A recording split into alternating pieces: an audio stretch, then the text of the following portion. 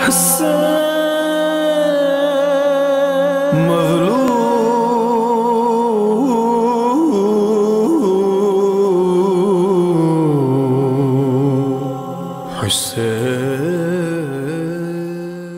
باللہ من الشیطان الرجیم بسم اللہ الرحمن الرحیم الحمدللہ رب العالمین والصلاة والسلام علی محمد وعلی آلہ الطیبین الطاہرین المعصومین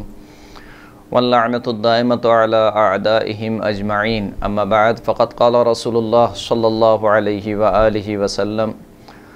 ان الحسین مصباح الہدی وسفینۃ النجاہ۔ محترم سامعین کرام، سفر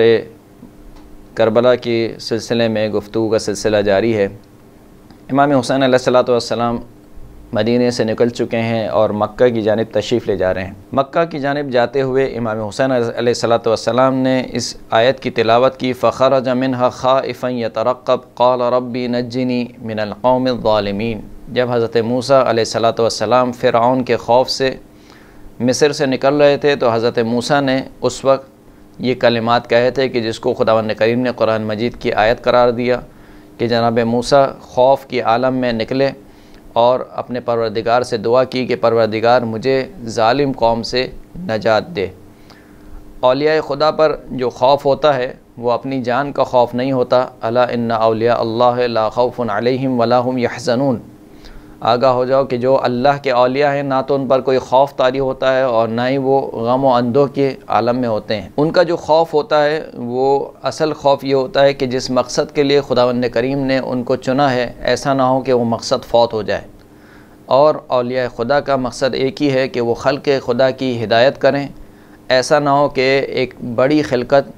گمراہی میں اس دنیا سے چلے جائے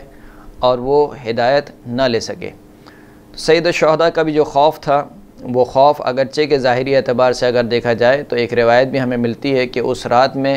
کسی خاندان پر ایسا خوف طاری نہیں تھا کہ جیسا خوف امام حسین علیہ السلام پر طاری تھا، کیونکہ جو خطوط یزید کی جانب سے موصول ہوئے تھے ان میں آپ نے ملاحظہ کیا کہ اس میں کسی قسم کی کوئی رعایت نہیں کی گئی تھی، یہاں تک کہ امام حسین سید الشہداء علیہ السلام کا جو رشتہ ہے رسول خدا صلی اللہ علیہ وآلہ وسلم سے، اس رشتے کی بھی رعایت نہیں کی گئی اور کھلے الفاظ میں لکھا گیا تھا کہ حسین کے سر کو میرے پاس بھیجو۔ لہٰذا ایک طبعی اعتبار سے اور فطری اعتبار سے جو خاندان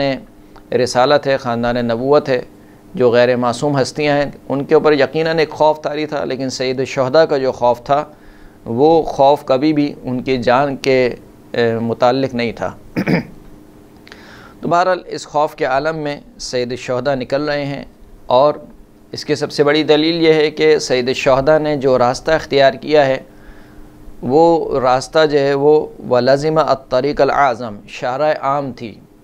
شارع عام پر سید الشہداء نے اگرچہ کہ رات کا وقت کا انتخاب کیا، رات کے وقت نکلے ہیں، لیکن شارع عام کو انتخاب کیا ہے۔ کیوں شارع عام کو انتخاب کیا؟ یہاں تک کہ کسی مشورہ دینے والے نے مشورہ بھی دیا کہ آپ بھی جو ہے وہ عبداللہ ابن زبیر کی طرح جو ہے وہ ایسے راستے کو اختیار کریں جو کہ شارع عام نہ ہو بلکہ ڈھکا چھپا راستہ ہو، گوش و کنار سے آپ جو ہے وہ نکل جائیں یہاں سے مدینے سے مکہ کی جانب۔ لیکن سید الشہداء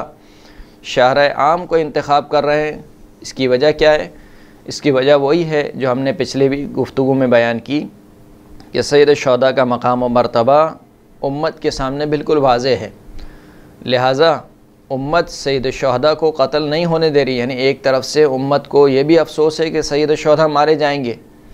اور دوسری طرف سے سید الشہداء کا ساتھ بھی نہیں دیتے ہیں۔ یعنی یہ عجیب صورتحال تھی اس وقت کی کہ بزرگ اصحاب رسول صلی اللہ علیہ وآلہ وسلم سید الشہداء علیہ السلام کو مشورہ دیتے تھے کہ آپ عراق مت جائیں، ہم نے رسول خدا سے حدیثیں سن رکھی ہیں کہ آپ کو وہاں پر قتل کر دیا جائے گا۔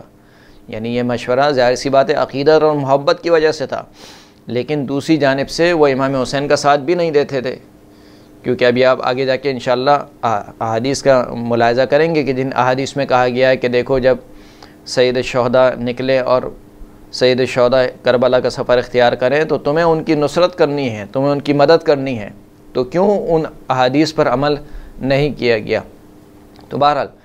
کیونکہ سید الشہداء کا مقام و مرتبہ امت کے درمیان بالکل واضح اور روشن تھا،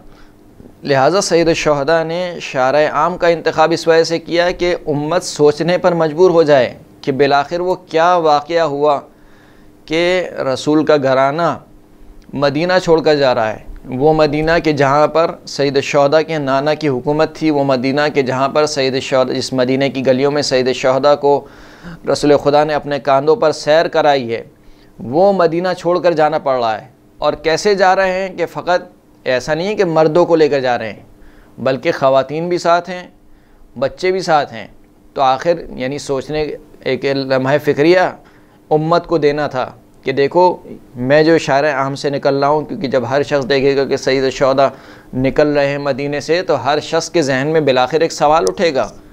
کہ کیوں امام حسین مدینہ چھوڑنے پر مجبور ہو رہے ہیں۔ اور سید الشہداء دوسری جانب سے یہ بھی چاہتے ہیں کہ رسول خدا کی اس حدیث کو یاد دلایا جائے، اپنے نانا کی اس حدیث کو یاد دلایا جائے کہ میری امت میرے اس نواسے کی قاتل ہوگی، تو کہیں ایسا نہ ہو کہ میرے نواسے کو قتل کر دیا جائے اور تم بیٹھ کے تماشا دیکھتے رہو۔ لہٰذا سید الشہداء اپنی حجت کو تمام کرنے کی خاطر ایک شارع عام کا انتخاب کرتے ہیں،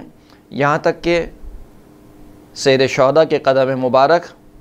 مکہ کی بابرکت زمین پر برا جمع ہوتے ہیں، اور روایت کہتی ہے کہ ماہ شعبان کی 3 تاریخ تھی، شب جمعہ یا جمعے کا دن تھا کہ جس دن سید الشہداء امام حسین علیہ الصلوۃ والسلام مکہ میں داخل ہوئے۔ اور جب مکہ میں داخل ہوئے تو سید الشہداء نے اس آیت کی تلاوت کی کہ وَلَمَّا تَوَجَّهَ تِلْقَاءَ مَدْيَنَ قَالَ عَسَىٰ رَبِّي أَن يَهْدِيَنِي سَوَاءَ السَّبِيلِ۔ اس آیت کی تلاوت کی کہ جب حضرت موسیٰ علیہ الصلوۃ والسلام نے مدین کی طرف، مدائن کی طرف رخ کیا تو اپنے پروردگار سے یہ التجا کی کہ عنقریب میرا پروردگار مجھے اس راستے کی طرف ہدایت دے گا جو سب سے سیدھا راستہ ہے۔ مکہ پہنچ کر ملاقات کا سلسلہ شروع ہوا۔ امام حسین علیہ الصلوۃ والسلام نے حضرت عباس بن عبد المطلب کے گھر قیام کیا، اور جب مکے والوں کو پتہ چلا تو مکے والوں میں ایک جو ہے وہ خوشی کی لہر دوڑ گئی، اور جیسے ہی لوگوں کو معلوم ہوا کہ سید الشہداء مکے میں آئے ہیں، اور ان لوگوں کو معلوم ہوا کہ جو حج کرنے کی خاطر مکہ آئے تھے، تو ان میں بھی خوشی کا اظہار ہوا، اور وہ امام حسین علیہ الصلوۃ والسلام سے ملاقات کے خواہاں ہوئے۔ اور ملاقاتیوں میں جو ایک شخص تھا جس کا نام تھا عبداللہ ابن زبیر، وہ امام حسین سے ہر دن یا ایک دن چھوڑ کر ایک دن امام حسین سے ملاقات کے لیے آتا تھا۔ اور عبداللہ ابن زبیر امام حسین کو مسلسل یہ ترغیب دیتا تھا کہ آپ عراق کی جانب چلے جائیں۔ کیوں؟ کیونکہ اس کی وجہ یہ تھی کہ عبداللہ ابن زبیر جانتا تھا کہ جب تک امام حسین مکہ میں موجود ہیں، اور اگر میں نے یہاں پر اپنی خلافت کا اعلان کیا تو امام حسین کے ہوتے ہوئے کوئی بھی میری بیعت نہیں کرے گا، لہٰذا وہ چاہتا تھا کہ سید الشہداء جو ہے وہ مکے سے خارج ہو جائیں، اور وہ بار بار اس بات کا اظہار کرتا تھا اور امام حسین کو مشورہ دیتا تھا کہ وہ عراق چلے جائیں۔ یعنی عجیب بات یہ ہے کہ تمام افراد امام حسین کو عراق جانے سے روک رہے ہیں، اور عبداللہ ابن زبیر وہ واحد شخص ہے جو کہہ رہا ہے کہ آپ عراق چلے جائیں۔ وآخر الدعوانا الحمد للہ رب العالمین۔